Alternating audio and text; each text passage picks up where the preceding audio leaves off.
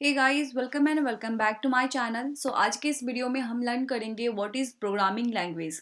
सो इससे पहले हम समझते हैं कि लैंग्वेज क्या होता है। लैंग्वेज आपका ना एक मोड ऑफ कम्युनिकेशन होता है जो कि आप यूज़ करते हो अपने आइडियाज़ को शेयर करने के लिए, अपने ओपिनियंस को शेयर करने के लिए, अपने मैसेज को कन्वे करने के लिए, राइट। जैसे मैं अभी क्या कर रही हूँ, पढ़ाने के लिए हिंदी लैंग्वेज यूज़ कर रही हूँ, जो कि क्या हो रहा है, आपको भी समझ में आ रहा है और मुझे भी समझ में आ रहा है। यानी दो कम्युनिकेटर्स अगर है तो उन दोनों को वो लैंग्वेज समझ में आना चाहिए। तब हम क्या कर सकते हैं, अपने आइडियाज़ को शेयर कर सकते हैं, अपने ओपिनियंस को शेयर कर सकते हैं, राइट। तो अभी मैं अपने पढ़ाने का काम ना हिंदी लैंग्वेज के थ्रू कर रही हूँ। उसी तरह अगर आप चाहते हो कि कंप्यूटर एक स्पेसिफिक टास्क परफॉर्म करे, तो उससे कम्युनिकेट करने के लिए आपको एक लैंग्वेज की ज़रूरत पड़ेगी, जिसे हम क्या कहेंगे, प्रोग्रामिंग लैंग्वेज बोलेंगे। ये होता क्या है, ये आपका ना एक सेट ऑफ इंस्ट्रक्शन होता है जो कि रिटर्न होता है in a specific language, okay, to perform a specific task. जैसे एग्जांपल ले लो, एक हम एग्जांपल लेते हैं लेमैन के तरह, कि आप अपने घर में हो, ठीक है, और आपकी मम्मी ने आपको बोला चाय बनाने को, और आपको कुछ नहीं आता है, ठीक है। तो वो क्या करेंगी ना, आपको प्रोवाइड करवाएंगी एक इंस्ट्रक्शन कि देखो ये फॉलो करो और चाय बनाओ। आप क्या करोगे, वो इंस्ट्रक्शन फॉलो करोगे, चाय बनाओगे, चाय बन गई।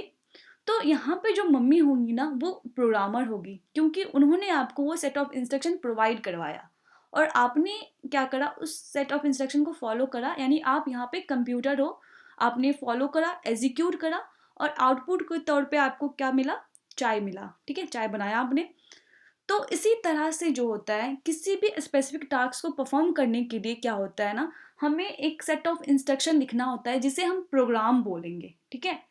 तो वो हम लिखेंगे और उस टास्क को परफॉर्म करेंगे, जो कि कंप्यूटर करेगा, ठीक है। तो यहाँ पे क्या होता है, किसी भी काम के लिए ना, स्पेसिफिक काम के लिए बोल सकते हो कि आपका डिफरेंट डिफरेंट लैंग्वेज होता है। अगर आप डेस्कटॉप एप्लीकेशन के लिए चाहते हो तो उसके लिए आप डिफरेंट लैंग्वेज यूज़ करोगे। अगर आप मोबाइल एप्लीकेशन बनाना चाहते हो तो उसके लिए आप अलग करोगे। अगर वेब एप्लीकेशन बनाना चाहते हो उसके लिए आप अलग करोगे। तो आपके पास ना मल्टीपल लैंग्वेज होता है।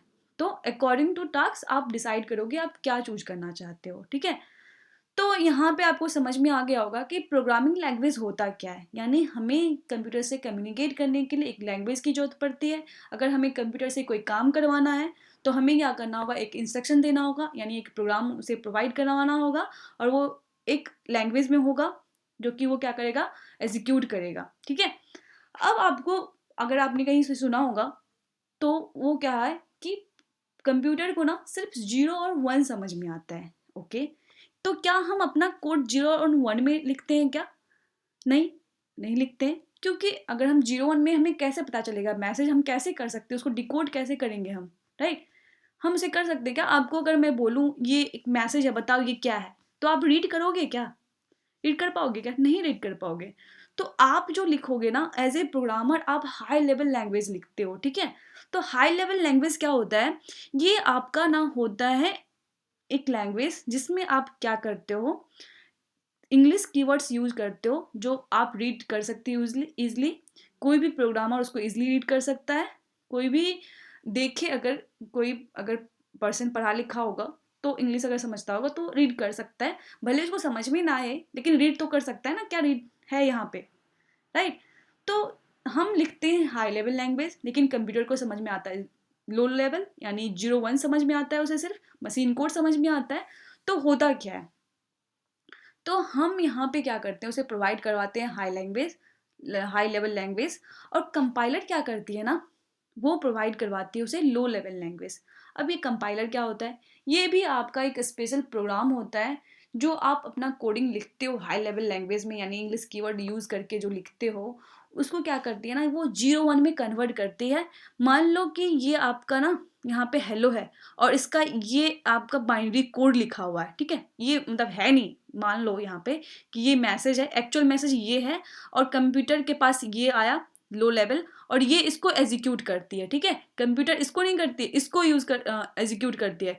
कंपाइलर क्या करता है ना, इसको कन्वर्ट करता है। इसमें क्या करता है, कंपाइलर मल्टीपल स्टेप फॉलो करता है, ठीक है, वो भी एक प्रोग्राम ही है। तो इसमें कन्वर्ट कर दिया, और कंप्यूटर ने क्या करा, इसको समझा और इसको एग्जीक्यूट करा, ठीक है। तो आपको समझ में आया होगा कि जो कंप्यूटर है उसे सिर्फ 0 1 समझ में आता है, जो हम रीड नहीं कर सकते लेकिन वो रीड कर सकता है, उसके लिए वो फ्रेंडली है। और हमारे लिए क्या है, हाई लेवल लैंग्वेज फ्रेंडली है। तो हम जो कोड लिखते हैं किसी भी लैंग्वेज में वो हमारा हाई लेवल होता है, और जो मशीन जो समझता है यानी कंप्यूटर जो समझता है वो मशीन कोड समझता है। और इसको कन्वर्ट कौन करके देती है, कंपाइलर करके देती है। कंपाइलर क्या होता है, ये भी आपका एक स्पेशल प्रोग्राम होता है जो कि क्या होता है, कन्वर्ट करने के लिए हाई लेवल लैंग्वेज को लो लेवल में। ठीक है। तो अभी मत ये समझो कंपाइलर क्या होता है, बस समझ लो कि ये एक प्रोग्राम है, ये कन्वर्ट करती है हाई लेवल को लो लेवल में। क्योंकि अभी अभी जितना डीप में जाओगे ना, हो सकता है आप कंफ्यूज हो जाओ। तो स्टार्टिंग किसी भी चीज़ की ना ईजी वे में करना चाहिए, ताकि आप ना सस्टेन कर सको आगे, मतलब आप पे बोझ ना फील करो कि अरे क्या लर्न कर रही हूँ मैं, समझ में ही नहीं आ रहा है।